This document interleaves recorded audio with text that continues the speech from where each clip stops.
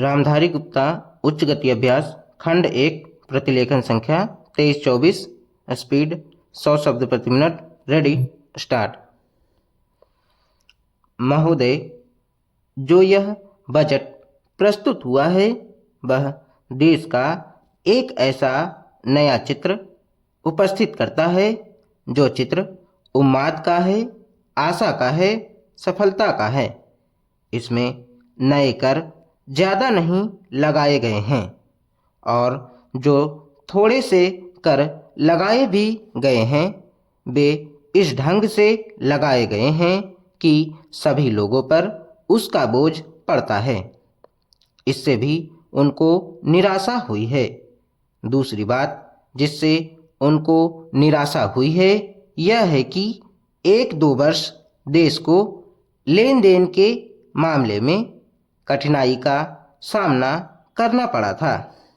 योजना को कठिनाई में पड़ना पड़ा था।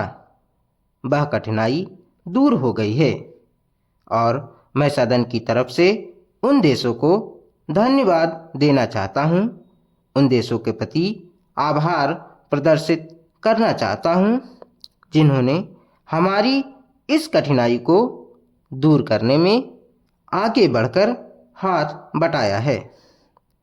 मेरे मित्रों को इससे भी निराशा हुई है कि विदेशी सहायता बहुत ज़्यादा और तेज़ी से पहुंच रही है और हमारी जो कठिनाई दूर हो गई है इससे उनको परेशानी हुई।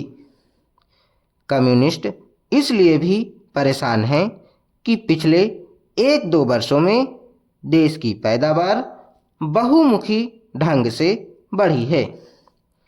औद्योगिक पैदावार बढ़ी है। यह उनके लिए निराशा का कारण बना है। उनकी निराशा इसलिए भी बढ़ी है कि उनका मालिक, उनका मित्र हमारे देश की सीमा पर जब फौज लेकर खड़ा है और जब देश पर खतरा है तो क्यों देश की आर्थिक हालत, क्यों देश की वित्तीय हालत तथा दूसरी हालत इतनी अच्छी हुई है और क्यों इतनी अच्छी छवि उभरी है। लेकिन उनकी निराशा हमारी सबसे बड़ी आशा है। उनकी असफलता हमारी सबसे बड़ी सफलता है और मैं समझता हूँ कि उनके भाषण हमारे वित्त मंत्री महोदय के लिए सबसे बड़े बधाई के भाषण हैं। 2-3 और चीज़ों की ओर मैं आपका ध्यान दिलाना चाहता हूँ। उनकी ओर दूसरे माननीय सदस्यों ने भी आपका ध्यान दिलाया है। हमारी सरकार का ध्यान भी उस ओर गया है। लेकिन मैं समझता हूँ कि उन पर और अधिक ध्यान देने की आवश्यकता है।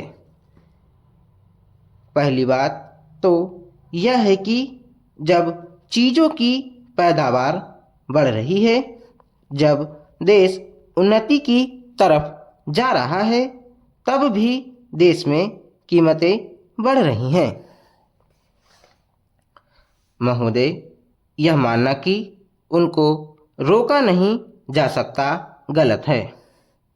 इस महंगाई को रोकने के लिए कुछ विशेष कदम उठाने होंगे, कुछ विशेष काम करने होंगे। एक विशेष चीज़ जो इस बजट में आई है और जो घबराहट पैदा करने वाली है यह है कि देश की पैदावार तो बढ़ रही है, देश का विकास तो हो रहा है, लेकिन इसके साथ ही साथ देश में बेकारी बढ़ रही है और ख़ास तौर पर पढ़े लिखे लोगों की बेकारी बढ़ रही है। लोगों का बेकार होना खतरनाक चीज़ है। हमारी स्वतंत्रता के बाद शायद यह पहला अवसर है जब हमारी स्वतंत्रता के ऊपर एक आघात हुआ है। और हम जिस प्रकार अपनी स्वतंत्रता की प्राप्ति के समय अपना सर्वस्व बलिदान करने के लिए तैयार थे, उसी प्रकार इस समय भी हमें तैयार होना होगा।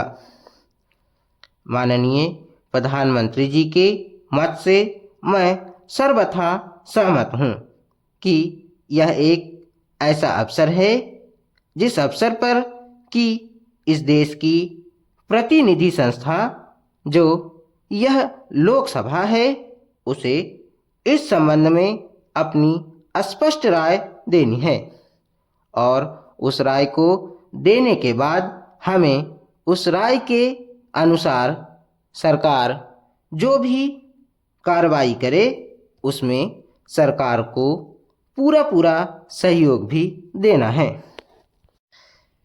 प्रजातंत्र में प्रजा के पूर्ण सहयोग के बिना काम नहीं चल सकता, चाहे वह कोई काम हो, छोटा काम हो या बड़ा काम हो।